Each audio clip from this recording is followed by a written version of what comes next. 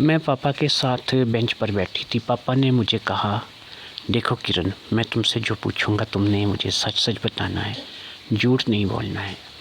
अगर झूठ बोलोगी तो मेरी तुम्हारी कट्टी हो जाएगी। इसलिए मैं जो भी तुम्हें पूछूं तुमने सच सच मुझे बताना है।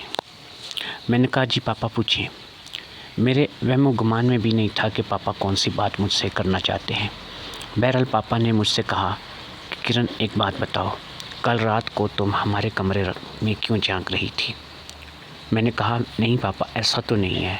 हाँ, ऐसा है कि मैं रात में पेशाब करने के लिए उठी थी और डेवड़ी में जाकर मैं जो डेवड़ी का वाशरूम है वहाँ पे पेशाब करके मैं वापस आ रही थी। तो उस वक़्त मुझे ऐसा महसूस हुआ कि आप लोग जाग रहे हैं। तो बस मैं वहाँ से गुज़री थी, लेकिन मैं आपके कमरे में जो है वो तो नहीं झांक रही थी और ना मुझे आपके कमरे में झांकने की ज़रूरत है और ना मुझे जो है इसमें कोई दिलचस्पी है। तो मेरे जो पापा थे वो ज़ेरे लब मुस्कुराए और कहने लगे कि देखो किरण, मैंने तुम्हें, जब तुम रोशनदान से छींकने के बाद एकदम नीचे हुई तो मैंने तुम्हें देख लिया था। इसलिए बेहतर यही है कि तुम मुझे बताओ कि ये क्या चक्कर है। अब क्योंकि मेरी चोरी पकड़ी जा चुकी थी और मैं नहीं चाहती थी कि पापा मुझ पे गुस्सा करें, लिहाजा मैंने पापा को सारी बातें जो है वो बड़ी डिटेल से बता दी। उस किताब के बारे में भी बता दिया और ये भी बता दिया कि अब क्योंकि हम लोग जो हैं वो हम उम्र हैं, लड़कियां हैं, 5 दोस्त हैं, तो बहुत सी चीज़ें ऐसी हैं कि जिनका अभी हमें इल्म नहीं है। तो हम लोग जो है बस सिर्फ ये है कि हम लोग इस चीज़ को देखना चाह रही हैं कि ये क्या है और किस तरीके से है। मैं जब वहाँ से गुज़र कर डेवड़ी से जो है जा रही थी तो मैंने पहली बार आपकी और मामा की बातें करने की आवाज़ सुनी और आप जो है वो कह रहे थे कि घोड़ी बनो। तो मैंने इस चीज़ को ये समझा कि शायद आप कोई चीज़ ऊपर रखी जो है वो उतारना चाहते हैं या फिर रखना चाहते हैं, तो इसलिए आपने मामा को घोड़ी बनने के लिए कहा है कि आप उसके ऊपर खड़े होकर के वो चीज़ जो है वो आसानी के साथ रख सको या फिर उतार सको। मेरी बात सुनकर पापा जो है वो एक कहका मारकर हंस पड़े। उनका कहका जो है वो ज़्यादा बुलंद नहीं था, लेकिन था कहका ही। उन्होंने कहा कि देखो किरण, तुम्हारी उम्र में आकर के हर लड़की का या फिर हर लड़के का यही हाल होता है, क्योंकि उससे बहुत सारी बातों का इल्म नहीं होता है तो वो इसी किस्म की बातें सोचने लगता है। लेकिन बहरहाल अब तुम्हारी सोच जो है वो कंप्लीट हो जाएगी और तुम्हें ऐसा नॉलेज मिलेगा कि जो कि तुम्हें कहीं का कहीं ले जाएगा। मैं तुम्हें बताऊंगा, आज से मैं तुम्हारा इस मामले में उस्ताद हूँ, लेकिन तुम्हें मेरे साथ एक वादा करना होगा। और वादा तुम्हें ये करना होगा कि तुम शुरू में जब मैं तुम्हें ये बातें बताने लगूँगा तो तुम ये बातें अपनी सहेलियों से डिस्कस नहीं करोगी। तुम वहाँ पर जा कर के अपनी सहेलियों पर अपनी काबिलियत का रौब जमाओगी और जब तुम्हारी सहेलियाँ तुम्हें ज़्यादा इस बात पे फोर्स करेंगी और तुम्हें कहेंगी कि तुम ये बातें कहाँ से सीख रही हो या तुम्हें ये बातें कौन बता रहा है, तो फिर तुम क्या करोगी कि एक एक सहेली को अलग-अलग ये बातें बताओगी कि ये बातें तुम्हें मैं सिखा रहा हूँ। जब तुम्हारी सहेलियाँ इन बातों को समझने और मानने लग जाएंगी और उन्हें ये पता चल जाएगा कि मैं तुम्हारा पापा तुम्हारी इसमें हेल्प कर रहा हूँ, जिस काम के लिए, जिस मिशन के लिए तुम लोग निकली हुई हो उसमें तुम्हारा हेल्पर जो है वो तुम्हारा पापा है, तो इस बात को जब वो तुम्हारी सहेलियाँ सुनेंगी तो फिर देखते हैं कि जो भी उनका रद्द अमल होगा उसके मुताबिक से मैं तुम्हें जो है वो आइंदा की बात बताऊँगा। मैंने पापा से कहा, ठीक है, मैं जो है वो ऐसे ही करूँगी। आज से आप मेरे उस्ताद हैं और मैं आपकी शागिर्द हूँ। आप जैसा बोलेंगे मैं आपकी बात मानूँगी और जैसा आप कहेंगे मैं वैसा ही करूँगी। अब पापा ने मुझे ये बताया कि देखो देखो किरण, ये बातें जो हैं ये ऐसी बातें होती हैं कि हर एक के साथ शेयर नहीं की जा सकती। अगर तुम अपनी माँ को भी घर में ये बात बताओगी ना तो यकीन करो कि तुम्हारी माँ इस बात पे गुस्सा करेगी, ना सिर्फ के गुस्सा करेगी, तुमसे भी झगड़ा करेगी और मुझसे भी झगड़ा करेगी। इसलिए इस बात का एक ही हाल है कि तुम मेरी बात माँ को नहीं बताओगी और मैं तुम्हारी कोई बात जो है वो नहीं बताऊँगा। मैं बिल्कुल ये तुम्हारी माँ को पता नहीं चलने दूँगा कि तुम छुप छुप कर रोशनदान से हमें देखती हो, और तुमने भी जो है वो इस बात पे पक्के रहना है कि तुमने भी कोई ऐसी हरकत नहीं करनी कि जिससे मुझे शर्मिंदगी हो। मैं तुम्हारा उस्ताद और तुम मेरी शागिर्द हो। हम बाप बेटी सिर्फ़ उस वक़्त हुआ करेंगे कि जब हम तुम्हारी माँ के सामने हुआ करेंगे, और जब हम इस टॉपिक पे बात नहीं किया करेंगे। लेकिन जब हम इस टॉपिक पे बात किया करेंगे या इस टॉपिक के बारे में कोई चीज़ मैं तुम्हें बताया करूँगा, तो उस वक्त हम दोनों उस्ताद और शागिर्द हुआ करेंगे और उस्ताद और शागिर्द का रिश्ता हमारे दरमियान होगा। उस्ताद का कहना शागिर्द को मानना होगा और जो भी चीज़, जो भी बात उस्ताद अपने शागिर्द को सिखाएगा, वही बात, वही चीज़ जो है वो शागिर्द जा कर के अपनी सहेलियों को आगे बताएगा, लेकिन उस्ताद का नाम लिए बगैर। मैं पापा के साथ थोड़ी देर तक मज़ीद उसी पार्क में बैठी रही और फिर मैं घर आ गई। अभी तक अम्मी नहीं आई थी और माँ के आने से पहले पहले हम लोग घर आ गए थे, लेकिन मुझे इतना पता था कि माँ ने भी जल्द ही आ जाना है। अभी हमें आए हुए तकरीबन 10 या 15 मिनट ही हुए थे कि माँ भी घर वापस आ गई। अब माँ के घर वापस आ जाने के बाद हम दोनों वाकई में वही कर रहे थे कि हम दोनों बाप बेटी का ही जो है फ़र्ज़ निभा रहे थे और हम दोनों एक दूसरे के सामने जो है वो बाप बेटी ही बने हुए थे। और माँ के आने से समझो कि हमारी फैमिली कंप्लीट हो गई थी। अब इसी तरीके से दूसरा दिन आया तो माँ को एक दफ़ा फिर खाला की तरफ जाना पड़ा, क्योंकि खाला की तबीयत जो थी वो संभलने में नहीं आ रही थी और उन्हें हॉस्पिटल में दाखिल करवाने का कहा जा रहा था कि इनको हॉस्पिटल में दाखिल कर दिया जाए। लिहाजा माँ फिर चली गई। उस रोज़ भी दोपहर को पापा घर वापस आ गए और इस बार वो ख़ास दफ्तर से छुट्टी लेकर के आए थे। मैंने उनसे पूछा कि आपने आज दफ्तर से जल्दी छुट्टी कैसे कर ली?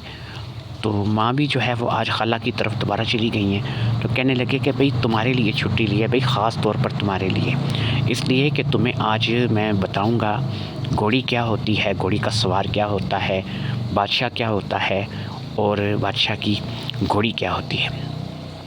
ये बातें वो मुझसे करने लगे और फिर उन्होंने मुझे कहा कि ऐसा करते हैं, तुम्हारी माँ तो उसको आने में टाइम लगेगा, क्योंकि मेरी उससे फ़ोन पे बात हुई थी, तो तुम्हारी खाला की तबीयत ज़्यादा ख़राब है और वो हॉस्पिटल में उसको एडमिट करने के लिए उनके साथ जाएगी, तो तुम्हारी माँ तो देर से आएगी, लेकिन मैं उस वक्त तक तुम्हें जो है वो इन बातों के बारे में बताता हूँ। ये कहकर वो मुझे एक अलहदा कमरे में ले आए और वहाँ पर उन्होंने मुझे बैठने के लिए कहा। ये कमरा ना तो मेरे सोने का कमरा था और ना ही उनके सोने का कमरा था। ये हमारे घर में एक तीसरा कमरा था जो कि बहुत कम इस्तेमाल में आता था। अब यहाँ पर आकर के उन्होंने मुझे बातें बतानी शुरू की और फिर बातें बताने के साथ साथ उन्होंने मुझे अमली तौर पर भी सारी बातें करने के लिए कहा। मुझे थोड़ी शर्म आ रही थी, मैं शर्मा रही थी, लेकिन उन्होंने कहा कि देखो, कोई भी इल्म सीखने के लिए शर्माना ज़रूरी नहीं है। अगर आप कोई भी इल्म हासिल करना चाहते हो तो आपको अपने उस्ताद की बात माननी चाहिए, इसलिए आप शर्माना बंद करो और वो काम करो जो मैं आपको कह रहा हूँ।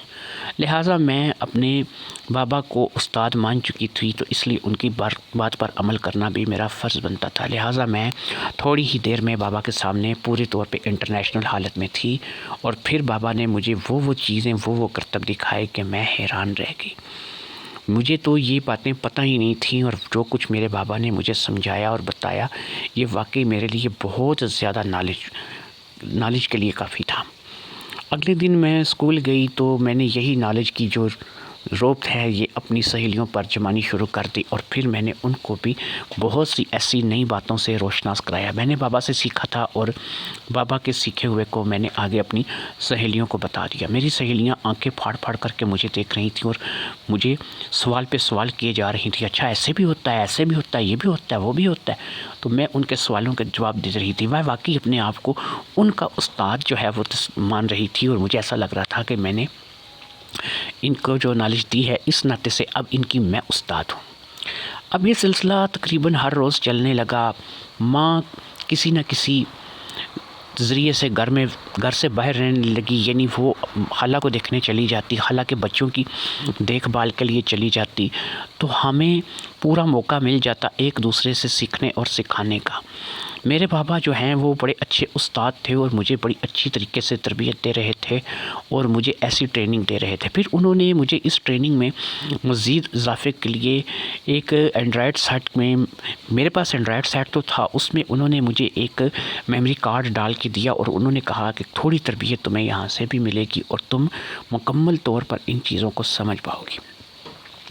फिर क्या था जी, मैं रात में कभी मेमोरी कार्ड से कुछ चीज़ें देखती, कभी कोई गाने सुनती, कभी कोई फ़िल्में देखती, कभी कुछ नॉलेज के क्वेश्चन आंसर्स होते और बहुत सी और भी ऐसी चीज़ें थी जो कि मेरे सामने आ रही थी। मैंने यही सारा कार्ड जो है इसको कॉपी करके अपनी चारों सहेलियों में भी बाँट दिया। शाज़मा की उसके बाद से कोई ख़बर नहीं आई थी कि शाज़मा ने कोई नया वाक़या मुझे नहीं सुनाया था। इसी तरह मेरी जो बाकी सहेलियां थी उनको तो अभी तक इस मामले में कोई कामयाबी होती हुई नज़र नहीं आ रही थी। मेरा यही सिस्टम चलता रहा और आखिरकार एक दिन ऐसा आ ही गया कि शाज़मा रह ना सकी और शाज़मा ने मुझसे पूछ ही लिया कि भाई मुझे ये बताओ कि तुम ये इतना नॉलेज ला कहाँ से रही हो? ना तो ये किताबों में मिलता है और ना ही जो है वो किसी और जगह से मिलता है। तुमने जो हमें मेमोरी कार्ड दिया था उससे बहुत कुछ सीखने को मिला, लेकिन तुम जो बताती हो वो तो उससे भी ऊपरी लेवल की बातें होती हैं। तो ये तुम इतना नॉलेज जो है वो ला कहाँ से रही हो? अब मैंने शाज़मा से कहा वही बात जो मैंने पापा से सीखी थी, यानी जो पापा ने मुझे समझाई थी कि तुम अगर कोई तुम्हें सहेली बहुत ज़्यादा फोर्स करेगी तो तुम तब मेरा उसके सामने नाम लेना और मुझे मेरे बारे में बताना। फिर मैंने उसको बताया कि मेरी इस सिलसिले में मेरा भी एक उस्ताद है और वो है मेरे पापा। पापा का नाम सुनकर शाज़मा का रंग उड़ गया। उसने कहा कि तुम्हारे पापा वो तुम्हें ये सब कुछ सिखाते और बताते हैं? और मैंने कहा ना सिर्फ कि सिखाते और बताते हैं बल्कि अमली तौर पर भी वो सब कुछ करते हैं। कहने लगी ये तो बहुत जो है ना अजीब है, तुम्हारे पापा जो हैं वो ये सब कुछ कर रहे हैं, तुम्हें ये कुछ सिखा रहे हैं और ये कार्ड भी तुम्हें पापा ने दिया था? मैंने कहा हाँ, ये कार्ड भी मुझे पापा ने दिया था। अब शाज़मा कहने लगी कि अच्छा ऐसा है कि तुम मुझे भी अपने पापा से मिलवाओ। कुछ ऐसे सवाल हैं जो मेरे ज़हन में हैं, मैं उनसे पूछना चाहती हूँ, लेकिन मैं अपने माँ बाप से पूछने से डरती हूँ और ना ही मैं किसी और से पूछ सकती हूँ, क्योंकि वो सवाल ही कुछ ऐसे हैं कि जिनको पूछने के लिए मुझे कोई एतमाद वाला बंदा चाहिए। अब अगर तुम्हारा और तुम्हारे पापा का इस कदर ज़्यादा एतमाद का रिश्ता बन चुका है, वो तुम्हारे उस्ताद हैं और तुम उनकी शागिर्द हो, तो मुझे भी अपने पापा से मिलवाओ। मैं भी चंद सवाल उनसे करना चाहती हूँ, मेरे अंदर भी कुछ ऐसी चीज़ें हैं कि जिनको मैं दूर करना चाहती हूँ। मैंने कहा लो ये कौन सी मुश्किल बात है, तुम ऐसा करो कि कल ही आ जाओ। अगले दिन दोपहर का टाइम मैंने उसे दे दिया था, क्योंकि अमूमन अम्मी दोपहर को घर पे नहीं होती थी और वो खाला की तरफ चली जाती थी। इसलिए ठीक मेरे बताए हुए वक्त पर शाज़मा भी हमारे घर आ गई और फिर शाज़मा के आने के बाद अब्बू ने, जो कि मैंने उनको फ़ोन करके बुला लिया था, उन्होंने उसे भी बिठा लिया और फिर उसके साथ बातें करने लगे। दफ्तर के काम का कुछ खर्च तो हो रहा था, लेकिन ये जो नॉलेज मिल रही थी ये पापा से, ये हमारे लिए बड़ी कीमती थी और हमारी आने वाली ज़िंदगी के लिए भी बहुत ज़्यादा अहमियत रखती थी। भाई हमें हर चीज़ के बारे में पता होना चाहिए, हम मेडिकली और हर चीज़ को अच्छी तरीके से जांच सकें। हमें इंसानी बॉडी के बारे में पता होना चाहिए, हर चीज़ के बारे में हमें उतार चढ़ाव का पता होना चाहिए। लिहाजा शाज़मा को भी मेरे वालिद ने बैठ कर के एक लंबा लेक्चर दिया और फिर उस लेक्चर के बाद अमली तौर पर भी मुझे और शाज़मा को वो बातें करने के लिए बोली। शाज़मा झिझक रही थी क्योंकि उसने कभी ऐसा किया नहीं था, लेकिन मेरे पापा के बार बार इसरार पर और उनके समझाने बुझाने पर कि देखो अब मैं तुम्हारा भी उस्ताद हूँ और उस्ताद की बात तुम्हें माननी होगी, तो शाज़मा इस बात के लिए राज़ी हो गई और शाज़मा ने वही करना शुरू कर दिया जैसा कि मेरे पापा बोल रहे थे। अब हम 1 से 2 हो चुकी थी और हमारा जो है वो आपस में कोई राज नहीं रहा था, कोई पर्दा नहीं रहा था। शाज़मा और मैं दोनों ही इस बात से खुश थी कि हम नई चीज़ें जो है वो सीख रही थी। शाज़मा कोई इतनी बड़ी नहीं थी, वो भी 13 साढ़े 13 साल की ही थी और मैं भी तो 13 साल की थी। लिहाजा ये उम्र ही ऐसी थी कि हमें बहुत कुछ सीखना था। लिहाजा शाज़मा के साथ मेरी दोस्ती मज़ीद गहरी हो चुकी थी, क्योंकि शाज़मा ही अब एक ऐसी वाहिद लड़की थी कि जो मेरे साथ ये सब कुछ सीख रही थी। उधर ऐसा हुआ कि काफ़ी दिन गुज़रने के बाद हमारी बाकी की जो सहेलियां थीं उनको भी आखिरकार थोड़ी बहुत कामयाबी मिल ही गई। उन्होंने भी कुछ ना कुछ देख और सुन लिया, और जब से उन्होंने वो देखा सुना और ख़ास तौर पर उस देखा सुनने की जो उनकी जद्दोजहद थी वो तेज़ हुई थी उस मेमोरी कार्ड के बाद। जो मेमोरी कार्ड मैंने उन्हें दिया था, उस मेमोरी कार्ड के बाद उन्होंने अनथक मेहनत के बाद ऐसे रास्ते निकालने शुरू किए थे कि जो उन्हें उनके मम्मा पापा के कमरे तक लेकर के जाएं और वो उनकी जासूसी कर सकें। लिहाजा बिल्कुल उन्होंने भी अपनी अपनी जगह कामयाबी हासिल कर ली थी और किसी न किसी तौर से उन्होंने भी अपनी मम्मी पापा की कुछ न कुछ बातें, कुछ न कुछ चीज़ें सुन ली थी और कुछ न कुछ होते हुए भी देख लिया था। इसी तरीके से मेरा उनके साथ जब मेरी उनसे बातचीत हुई तो उन्होंने मुझे फिर अपने अपने तजर्बात से भी आगाह किया। अब वक्त आ गया था कि मैं उन्हें भी पापा के बारे में बताती और फिर मैं उनको पापा के बारे में जो है वो सारी इन्फॉर्मेशन देती। अब यहाँ पर मैंने उन्हें पापा के बारे में जो इन्फॉर्मेशन थी वो मुहैया करनी शुरू कर दी। वो भी इन बात को जान कर के हैरान हो गई कि इस काम में मेरे उस्ताद मेरे पापा हैं और मैं अपने पापा से ही सब कुछ सीख रही हूँ। उधर शाज़मा भी मेरे पापा की बेहद तारीफ़ कर रही थी और बता रही थी कि शाज़मा ने भी मेरे पापा से बहुत कुछ सीखा है और मेरे पापा जो हैं वो शाज़मा के भी उस्ताद हैं। अब तो कि मेरे अलावा हुमा थी, राशिदा थी, नफ़ीसा थी, तीनों जो हैं वो इस बात को लेकर के तैयार हो गई कि हमें भी जो है वो तुम्हारे पापा का शागिर्द बनना है। अब सिस्टम ये था कि मैंने उनको ये बताया कि अब रोज़ रोज़ तो मामा खाला के घर जाने से या हॉस्पिटल जाने से रहीं, इसलिए कभी कभार ही अब हमें भी मौका मिलता है कि हम पापा से बैठ के इस मौजू पर बात करें। लेकिन जब भी मौका मिलेगा हम इस मौजू पर बैठकर पापा से गुफ्तगू करेंगे। खैर 2 से 3 दिन गुज़रे कि मम्मा को एक दफ़ा फिर खाला के घर जाना पड़ा और जैसे ही वो खाला के घर के लिए रवाना हुई मैंने पापा को ऑफ़िस में फ़ोन कर दिया।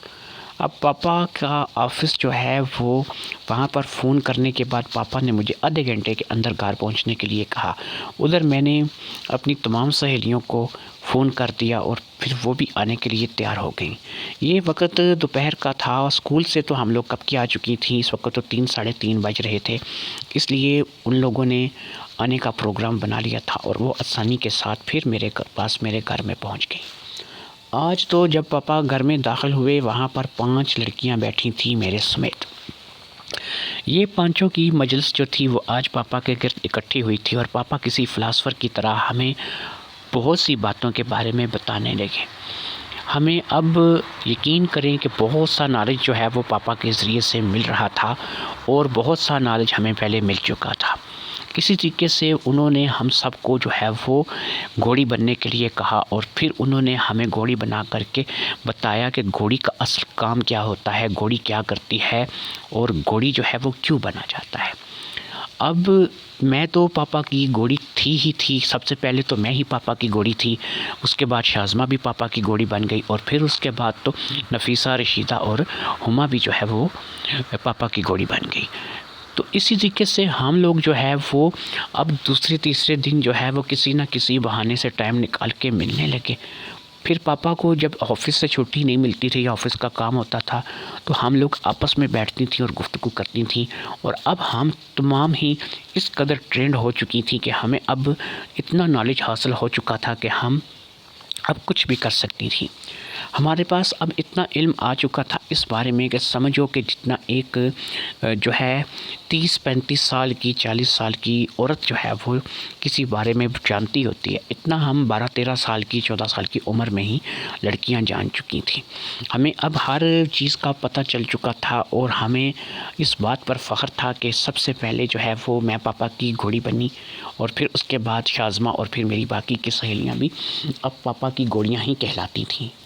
ये बात हमारे दरमियान जो है वो राज़दारी से चलती आ रही थी और फिर इसी राज का जो पर्दा है एक दिन हमारे यहाँ फाश हो गया। पांचों लड़कियां हम जो हैं उस वक़्त पापा के कमरे में बैठी थीं और यही तालीम बालगान चल रही थी कि इतने में अचानक से मेरी अम्मी की एंट्री हुई। शायद किसी ने लापरवाही से बाहर का दरवाज़ा खुला छोड़ दिया था और मेरी माँ जो थी वो जल्दी जो है वो खाला के घर से होकर के वापस आ गई थी और फिर मेरी माँ के कानों में कुछ अल्फाज पड़ चुके थे और उसने कुछ सुन लिया था। अब मेरी माँ का जो गुस्सा है वो तो 7वें आसमान को छू रहा था।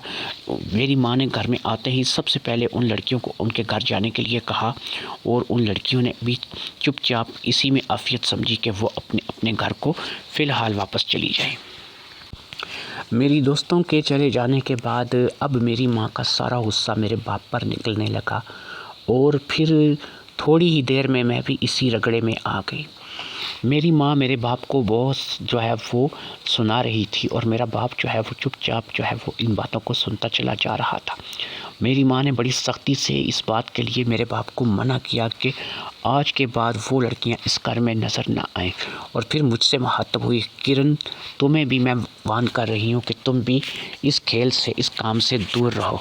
अगर तुम लोगों ने अपना ये खेल तमाशा ख़त्म नहीं किया तो याद रखो कि मुझसे बुरा कोई नहीं होगा।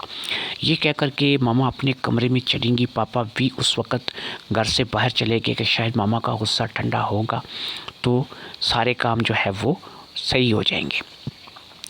मैं भी अपने कमरे में चली गई। उस रोज़ की डांट जो है वो बहुत ज़्यादा ज़हन पे असर कर गई थी। मामा ने यकीन करें कि बहुत डांटा था। मेरी सहेलियों को तो नहीं डांटा था, उनको तो सिर्फ इतना कहा था कि तुम लोग घर जाओ, मुझे कुछ बात करनी है। लेकिन मेरी माँ उस वक़्त गुस्से में नज़र आ रही थी और मैंने इस चीज़ को जांच लिया था कि वो इंतहाई गुस्से में है। 2 से 3 दिन इसी तरह से खैरियत से गुजर गए। अब मेरी सहेलियाँ भी नहीं आ रही थीं और पापा जो हैं वो भी ऑफिस टाइम से जा रहे थे। लेकिन मैं थी कि अब मुझे जो है ना आराम नहीं लग रहा था।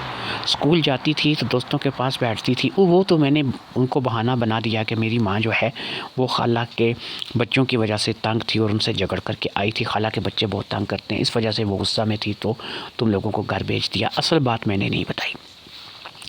बहरहाल वो तो मैंने अपनी सहेलियों को कवर कर लिया। लेकिन अब जो मसला था वो ये था कि मैंने कहा कि फ़िलहाल पापा का काम ज़्यादा है और वो ऑफ़िस में है, इसकी वजह से वो तुम लोगों को अटेंड नहीं कर सकते। तुम्हारी ट्यूशन फिर कभी सही, जब पापा इजी होंगे मैं तुम्हारी ट्यूशन दवा दूँगी। असल में मेरा मसला ये था कि मैं चाहती थी कि पापा और मम्मी इस बात पर कोई समझौता करें और राज़ी हो जाएं और हम लोग फिर से एक जगह इकट्ठे हो जाएं। लेकिन मम्मी थी कि वो इन बातों को पसंद नहीं कर रही थी और अभी तक मम्मी का मूड जो है वो इन बातों को लेकर के सही नहीं हुआ था। मम्मी को ये तो पता नहीं था कि हम लोग किस हद तक जो है वो इन बातों को खाली बातें करते हैं या कुछ और भी करते हैं। अगर कोई अमली काम हो रहा होता तो ज़ाहिर बात है कि माँ को उसकी बड़ी परेशानी होती और इसके लिए तो फिर बहुत ज़्यादा जो है वो वावेला मचना था।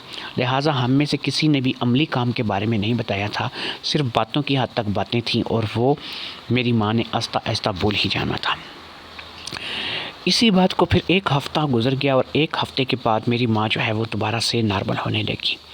इस दौरान मैंने एक काम किया, मैंने अपनी माँ को एक सहेली की तरह ट्रीट करना शुरू कर दिया और फिर मैंने अपनी माँ को इस बारे में थोड़ा थोड़ा बताना शुरू किया कि पापा जो है वो हमें तो इसलिए ये बातें समझा रहे थे कि देखें कि हम कहीं भटक ना जाएं। ये हमारी, वो कह रहे थे कि तुम्हारी उम्रें ऐसी हैं कि तुम्हारी उम्र में अमूमन बच्चों को नहीं इन बातों का पता होता और वालिदैन भी अपने बच्चों को ऐसी बातें नहीं बताते। तो क्या बच्चे फिर क्या करते हैं कि उल्टे सुलटे कामों में पड़ जाते हैं, उल्टी सुलटी सोचें सोचने लगते हैं या फिर अपने से बड़े दोस्त बना लेते हैं, अपनी से बड़ी सहेलियाँ बना लेते हैं और उनसे कुछ ऐसी बातें जान सीखते हैं कि जहाँ से वो इंतहाई बिगड़ जाते हैं। इस बात को घुमा फिरा कर मैंने पापा की तारीफ़ बना दी थी और मैंने तो ये बताया था कि उन्होंने हम सबको इसलिए यहाँ पे इकट्ठा किया था कि वो हम सबको सही तरीके से समझा सकें कि बेटा कल को आपकी शादी होगी, आप भी माँ बनोगी, आपके बच्चे होंगे, आपका शौहर होगा, आपका सास ससुर होंगे, आपका घर बार होगा, तो आपने किस तरीके से चलना है, आपने अपने शोहर को कैसे खुश रखना है, आपने अपने सास ससुर के साथ कैसा सलूक करना है, देवर जेठ वगैरह के साथ कैसे रहना है। तो ये सारी बातें अगर हमारे नॉलेज में आज आ जाएंगी तो कल हम अपनी ज़िंदगी में कामयाब हो सकेंगी। मेरी इस तमाम मक्खन मिली बातों के साथ मेरी माँ को काफ़ी हद तक अफाका हुआ और उसने कहा कि अगर ऐसी बात है तो फिर जो है मुझे भी तुम जो है वो अपनी मीटिंग में शामिल करो, मैं भी बैठूँगी, मैं भी बच्चियों को कुछ ना कुछ समझाऊँगी, हमारा नॉलेज जो है वो अब फिर से शुरू हो जाएगा। अगर ऐसी बात है, मैंने तो समझा कि कुछ बेहयाई की बात है जो तुम लोग फैला रहे हो, इसलिए मैंने तुम लोगों पर गुस्सा किया था, लेकिन ये तो अच्छी बात है जो तुम्हारे पापा ने की है। लेकिन अगर तुम्हारे पापा मुझे उस दिन बता देते कि हम तो अच्छी नॉलेज हासिल कर रहे हैं तो मुझे परेशानी ना होती। माँ को मैंने पूरे तौर पे शीशे में उतार लिया था और अब मैंने पापा को भी इस बात की खबर देनी थी और फिर मैंने अपनी सहेलियों को भी इस बात की खबर देनी थी। अब इस बात में फ़र्क सिर्फ इतना था कि मैं अपनी सहेलियों को भी थोड़ा सा इन बातों पे ट्रेन करूँगी और फिर पापा से भी मैं इस सिलसिले में बात करूँगी। लिहाजा मैंने अपनी सहेलियों को और पापा से बात करने का फ़ैसला कर लिया। शाम को पापा आए तो मैंने उन्हें वो सारी बातें बता दी कि जैसे मैंने माँ को राज़ी किया था और माँ को शीशे में उतारा था। वो भी मेरी बात सुन कर के खुश हो गए और उन्होंने कहा कि ये तो बहुत अच्छी बात है कि अगर तुम्हारी माँ इस तरह से मान गई है और वो कहती है कि ये मजलिस हमारे घर में होनी चाहिए और इस तरीके से उन बच्चियों को ट्यूशन जो है वो दो, उनको समझाओ, इस पे मुझे इतराज़ नहीं है। अगले दिन मैं स्कूल गई तो मैंने अपनी तमाम दोस्तों को बिठा कर के भी ये बात की और उनको भी समझा दिया। अब सिस्टम ये है कि हमारे घर में यही रोज़ाना ट्यूशन पार्टी चलने लगी और पापा जो है वो उस्ताद बन के हम पांचों को दोबारा से तालीम देने लगे। मेरी माँ भी हमारे पास बैठ जाती थी।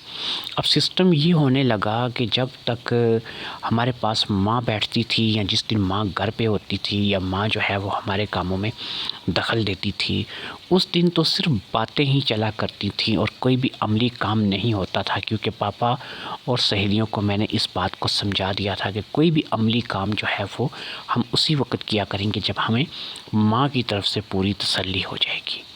और फिर रफ्ता रफ्ता ऐसा हुआ कि हम लोग जो है वो इस चीज़ के इस कदर आदी हो गए कि माँ कब जाएगी कब आएगी, हम इस बात की पूरी ख़बर रखने लगे। और फिर जैसे ही माँ घर से बाहर निकलती हम सब के पर पुर्जे निकल आते और पापा अमली तौर पर हम सबको सब कुछ सिखाने लगते।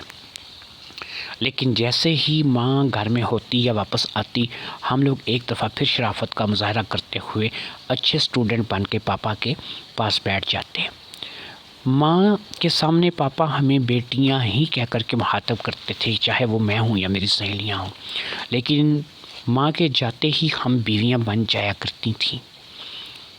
यानी माँ जब तक सामने थी हम बेटियाँ थीं और माँ के जाने के फ़ौरन बाद हम बीवियाँ बन जाया करती थीं।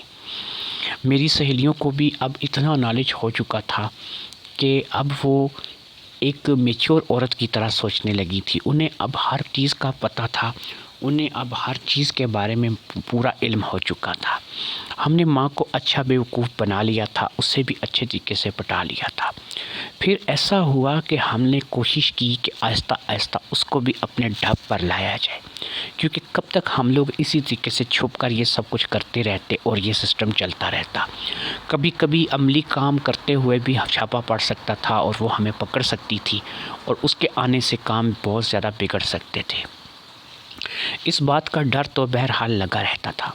अब सिस्टम ये हुआ कि सहेलियां मेरी तो दिन में आती, घंटा पर बैठती और चली जाती, लेकिन मैं तो 24 घंटे घर में होती थी। तो अब मुझे भी आराम नहीं लगता था, क्योंकि मैं भी सब कुछ सीख चुकी थी और मैं भी एक मुकम्मल उस्ताद थी। अब मैं भी अपने पापा के बाद समझो कि अपनी तमाम सहेलियों से ज़्यादा इल्म रखती थी और मैं उनसे ज़्यादा नॉलेज रखती थी। फिर एक दिन ऐसा हुआ कि माँ जो है वो रात में सोते में उठ गई और उठ कर के वो कहीं आ गई उस कमरे में कि जिस कमरे को हम एक्स्ट्रा इस्तेमाल करते थे।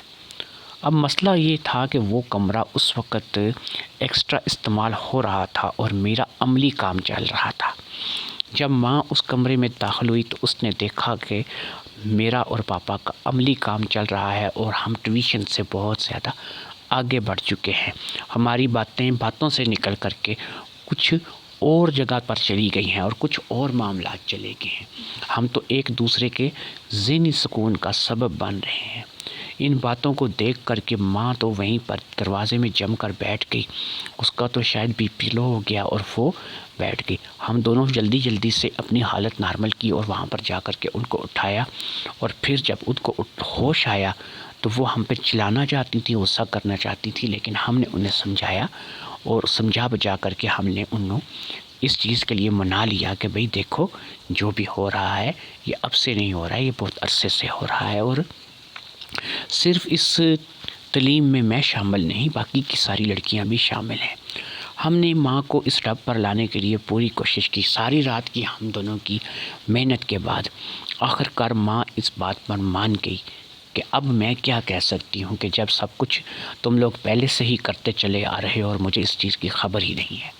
लिहाजा अब एक पूरी टीम बन चुकी थी, मेरी 4 दोस्त, मैं, पापा और माँ। अब हम लोगों ने एक दूसरे से किसी किस्म की भी बात को छुपाना छोड़ दिया था। अब तो हमें एक और सियानी टीचर मिल गई थी। पापा अगर घर पे नहीं भी होते थे तो हमारी मामा होती थी, जो कि हमें बहुत कुछ अमली तौर पर भी करके दिखाती थी और हमें बताती भी रहती थी।